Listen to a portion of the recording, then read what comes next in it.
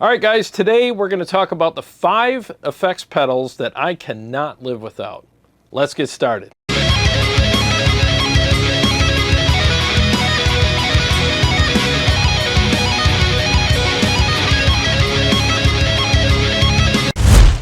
Well, thanks for joining me for today's video, and I hope you guys are all doing well today.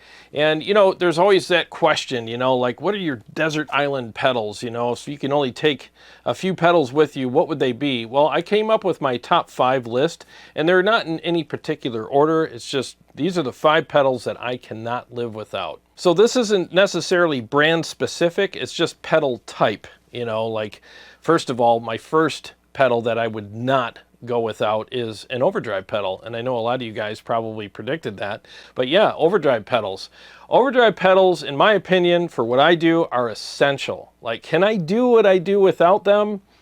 I mean, I don't really want to. It's like driving a car on 3 wheels, you know. Could I get somewhere?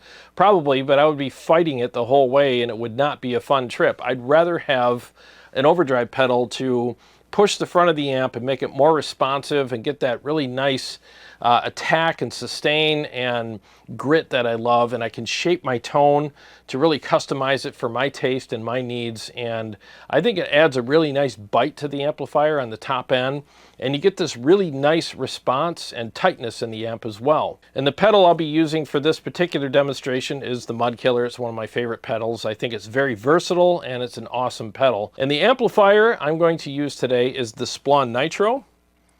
And let's go ahead and pull that up on the screen now. And the cab I'm going to use is the Mesa 212. It's kind of like my go-to cab. So that's what you'll be hearing everything through for the rest of this video. So what I'm going to do is turn the pedal off and play a riff, and then turn it on while I'm playing, and you'll hear how the amp responds to it. And the nice thing about the Mud Killer is if you want it to, it can really maintain the overall, you know, tone of the amplifier without changing it too much, or you can greatly change the tone of the amplifier just by cranking the tone knob on the pedal. I have it at 1 o'clock right now, and you also have the fat skinny knob on it, and it's variable. You can go anywhere you want and really get that tightness if you want, or if you want the amp to have a little more low end, you could do that as well. The Splawn Nitro has a big, fat, aggressive sound. It's got the KT88s in it, so I have it a little more on the skinny side. It's just past noon, and it really tightens the amp up really well. But let's go ahead and play a few riffs and then turn the pedal on. When you see me reach down, I'll actually be turning it on, and you can hear how the amplifier reacts to the pedal.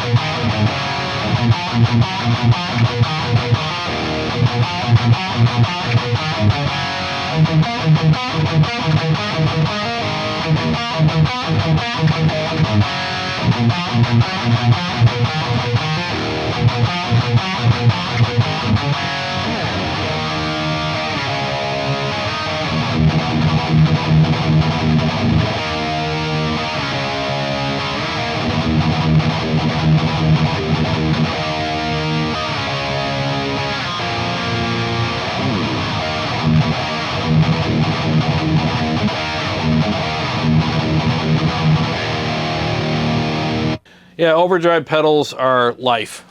They really are. I freaking love them. I have a pretty good variety of them here, and depending on what I'm craving that day, I'll choose one over the other. The Mud Killer seems to be my go-to, but another pedal that I've really been digging lately is the Mesa Grid Slammer. I used to freaking hate this pedal. There was a time where I was like, why is this even on my pedal board? It's kind of dull and blah, blah, blah. Let me switch the amp off here. Ah, that's better. A lot quieter.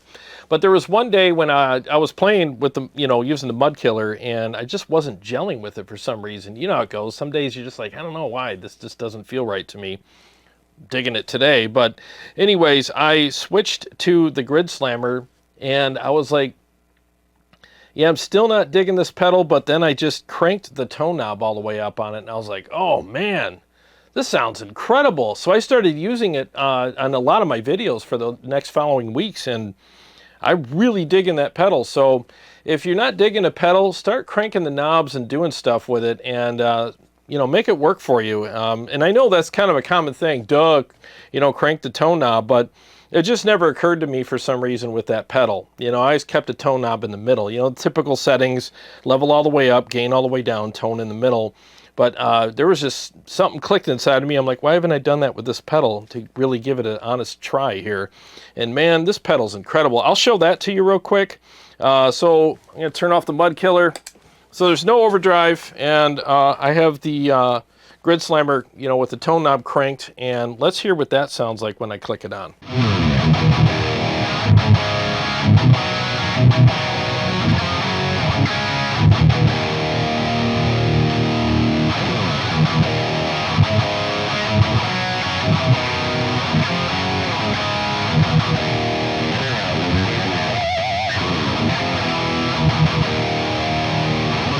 That sounds freaking mean as hell.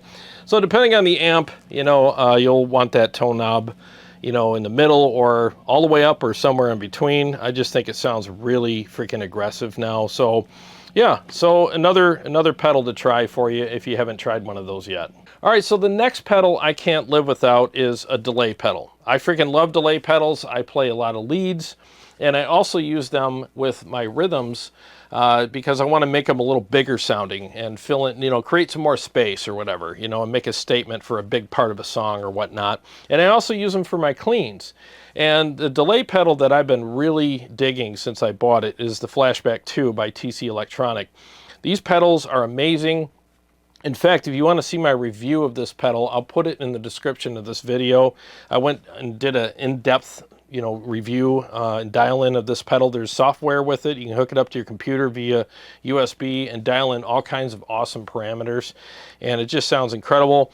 So the parameter I have for rhythms, I have two of them. I have one for rhythm, one for lead, and the parameter I'm using for rhythms right now has a little bit of modulation on the delay repeats, and I just think it sounds incredible.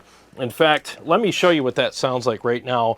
This is a custom thing that I dialed in with the pedal, and in that video I showed you, you know, how you do it. So let's go ahead and hear what that sounds like now.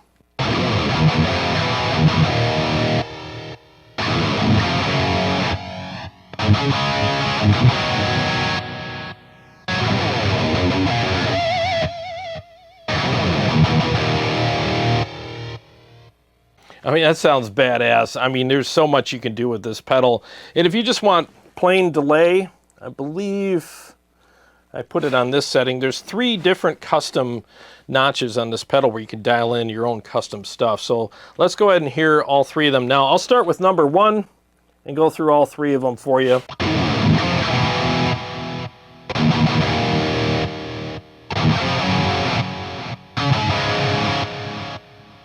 All right, let's do number 2, which is, I think I already demoed that, but let's do it again anyways.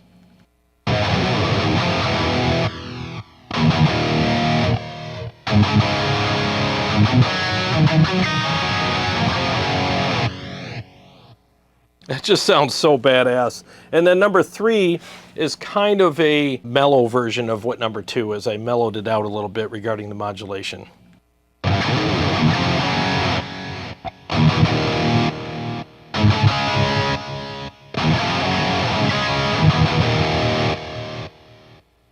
So depending on what I'm craving that day, I'll pick notch 1, 2, or 3.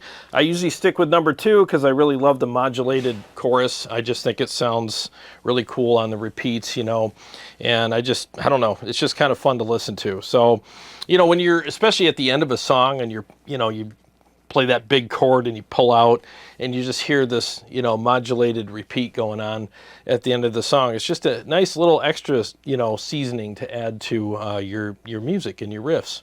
So if you haven't tried one of those pedals, I highly recommend that you do. There's a lot of factory settings on them that sound really good, but I do like the fact that they allow you to have 3 custom settings on the pedals where you can dial in pretty much anything you want, any kind of delay that you could possibly think of. This pedal will do it for you. All right, so pedal number 3 is going to be a chorus pedal. I think chorus pedals are essential for what I do. Chorus pedals are really good for both your clean tones and your high gain tones. I love how they add this really nice, majestic, beautiful swirl to your clean tones. I mean, they just sound incredible, you know. They color things really nicely. And I just can't stand a clean tone without a chorus pedal. I just think they add so much color to them and they just sound amazing. And with your high gain tones, especially your rhythms, I don't like them on leads so much, but I do like them on my rhythms, is the modulation really adds a nice layer of texture to your tone as well, and it helps the guitar stand out a little better, and it just changes things a little bit and adds a nice little bit of seasoning to the part you're playing. You know, I use it for like big parts of songs, especially I'm doing stuff like that. You can really hear the modulation when you're doing open chords or, you know, arpeggiated picking while you're playing big open chords and stuff. It just really adds this nice texture and colorizing to the song and to your riffs. I mean, I just really like them. I don't use it all the time. I don't leave it on because when you do that, it doesn't stand out anymore. It's just always on. But I use it for, like I said, big parts of songs or songs that I specifically pick a part where it's like, you know, chorus, you know, would sound really good here, you know, and I would use it for that. So let me demonstrate that for you now. So I'm going to start with the chorus off. I'll play a riff and then I'll go ahead and engage it and you'll hear what it's doing to the guitar.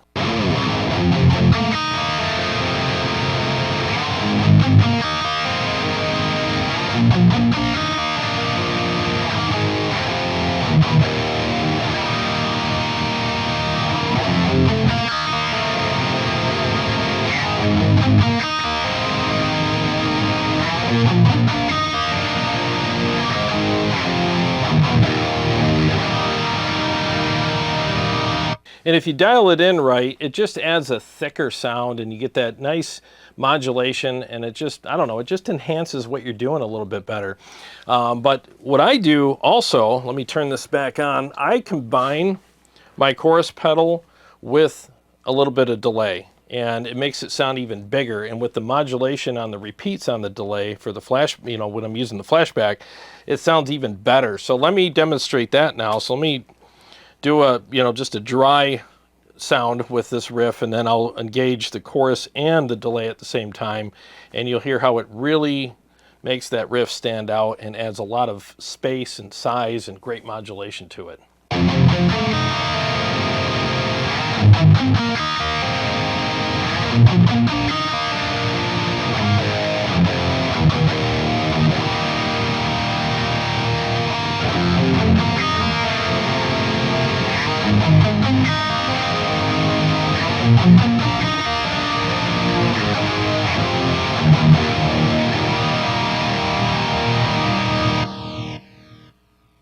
I mean, it just sounds incredible. So you can imagine that in a mix, how good that would sound. So yeah, and this chorus pedal is the TC Electronic Dreamscape.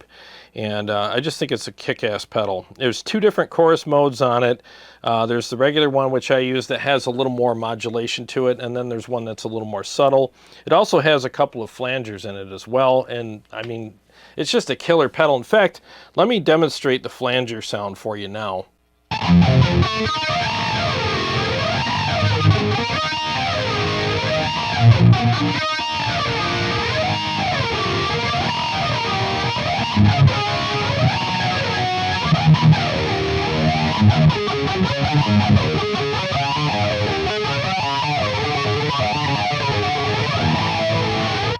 It's just really thick and rich sounding. So it's a great pedal. I bought two of these as well. One I would use for chorus and one I use for flange. So it's just awesome. In fact, you know what I'll do too?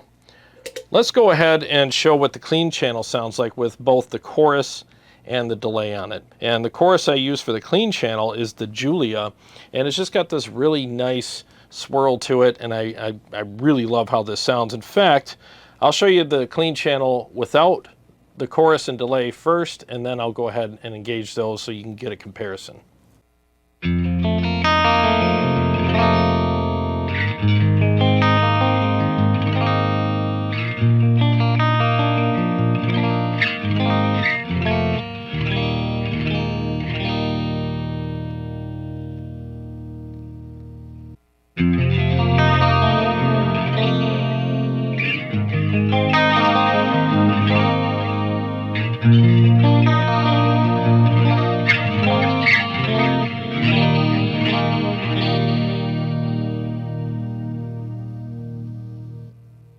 Yeah, that sounds beautiful. So even if you have kind of a dull, clean channel on your amplifier, you can dress it up with some chorus and delay, and it definitely sounds a lot better with it. You know, it makes the audience, like the listener, have a better time listening to your stuff, you know? I mean, who wants to hear a dull, clean tone when you can hear something that just sounds beautiful and musical? So those two pedals combined really do a lot for, again, both your clean and your high gain tones. Now the fourth pedal I can't live without is the wah. You know, I love that pedal. When I do my solos, I use it a lot. I don't go full Kirk Hammett with it, but I mean, I do use it enough anyways, and it really spices up your solos. So if you're looking for something that's gonna add a lot more excitement to your solos, I mean, a wah is definitely a go-to pedal. Sometimes you're playing a solo and you're like, I really like the notes that I'm playing, and I'm in key and it sounds really good, but it's lacking excitement, you know? And a lot of times when that happens, just step on your wah and all of a sudden all that excitement comes out and you're like, oh yeah, because it's just got this nasty thing to it that it gives your solos just a lot of sass, you know? So if you want to really put some kick-ass sass into your solos, I mean, a wah is, in my opinion, the best way to do that. It just really colors things nicely, and it makes them a lot more aggressive and exciting sounding. And the wah I use is the Morley. It's like a mini wah, and it's spring-loaded. I don't like using the toe tap thing. I can't stand that because sometimes you think you turned it off and you didn't. I like something that activates as soon as you turn it on. And I use it a lot in really quick segments in my solos, and I don't want to have to worry about, you know, turning it on and turning it off really fast. As soon as I step on it, it engages. As soon as I take my foot off of it, it completely disengages, and I don't have to worry about whether it's on or off. It automatically turns on and off for me. So I highly recommend a spring load wah. I mean, I just think that's the better way to go. And with the Morley, you get all kinds of different versions of that pedal. You know, I just use the regular classic one, but there's all kinds of different versions that have different frequency sweeps and other features in them, and they all sound really good. And I got the mini, so it takes up less space on my pedal board as well. This one's really small, but it's big enough to be comfortable to use. So I'll go ahead and just demonstrate how I spice up my solos with it right now. I'll do a quick segment without it, and I'll do that same segment with it, and you can decide which one you like better. I know I like the wah segment better because it adds more excitement.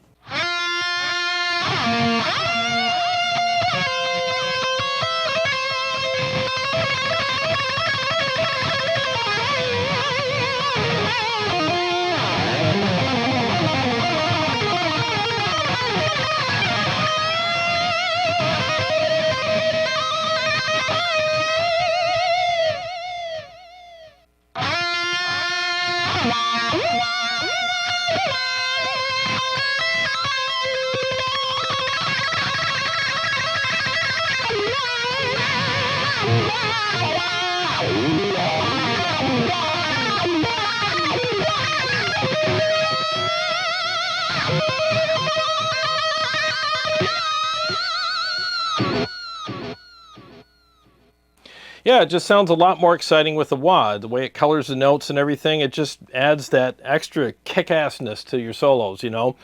I use it sparingly because I don't want that the Kirk Hammett effect on me. You know, I mean, that guy uses it way too much, so I don't want to step into that zone. I try to use it as tastefully and sparingly as I can so that when I do use it, it actually stands out and really does add the excitement that I'm looking for. And it's not just like, oh, there he goes again with the freaking wah pedal, you know?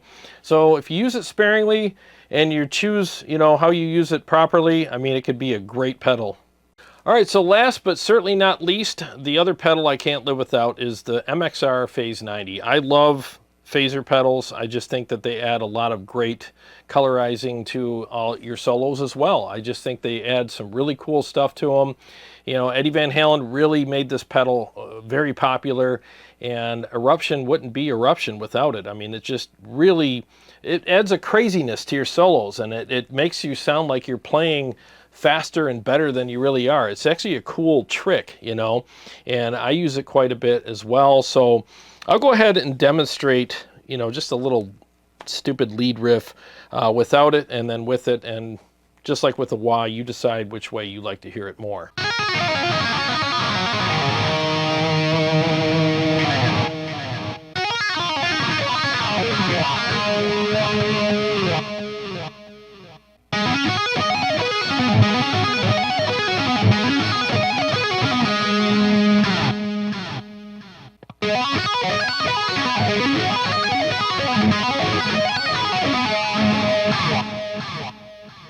So just in those quick examples, I mean, you can hear how that pedal really spiced things up and added a lot more excitement to it. So if you haven't considered getting one of these pedals, I highly recommend it, especially if you play solos. They really do add a lot of creativity to your solos, and they're fun to mess with. I mean, a lot of times you'll just click on a pedal like this and start writing with it, and because of the way it colors the notes and adds that excitement to them, you'll write differently with it. So it's really fun to experiment with. And it's another one of those pedals where if your solo seems a little bit lacking, it's just, I like what I'm doing, it's in key, but it just needs a little bit more excitement. Just step on that pedal and there's the excitement. And I also recommend using it on your bridge pickup. It just stands out better with the bridge pickup engaged. All right, so now let's hear all of these effects in this one song. I have this song called The Sphinx where I use every single one of these pedals in this song, and you'll hear how I use them all in a mix and the way I enhance things with them as well.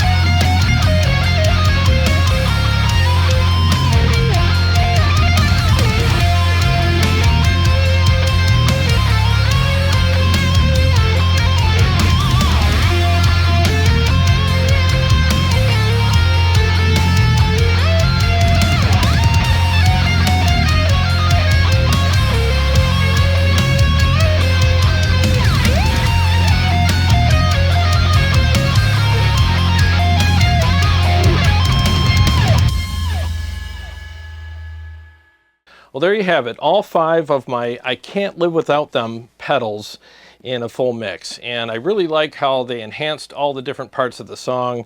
And if you missed how I labeled everything, watch it back and you'll see how all the labels were there with the different effects that I used in the different parts of the song. It's a lot of fun getting creative with your pedals and enhancing different parts of your song so that they stand out. Because let's face it, without these pedals and without how we utilize them in our music, our songs can get a little bit bland and there's just no dynamics. You know, these pedals add a lot of dynamics to our music and they really do come in handy, and I think they're necessary. So if you're looking to spice up your music, I highly recommend any one of these or all of these pedals. And I'm looking forward to seeing your comments below on your top 5 pedals that you can't live without. Well, I hope you enjoyed the episode and got something out of it. I really appreciate you hanging out with me today. And to all my Patreon supporters and subscribers, thank you so much. And if you're new to the channel and you haven't subscribed yet, please do, and click the bell so that you can be notified every time I either go live or come out with new episodes. And if you want to support the channel, join my Patreon or go to my website, tonewars.com. Link is in the description, and get some awesome Kemper profile packs or quad cortex capture packs for yourself as well. Almost ran out of breath there. Well, I got a lot more stuff coming up for you guys, and I will see you on the next episode.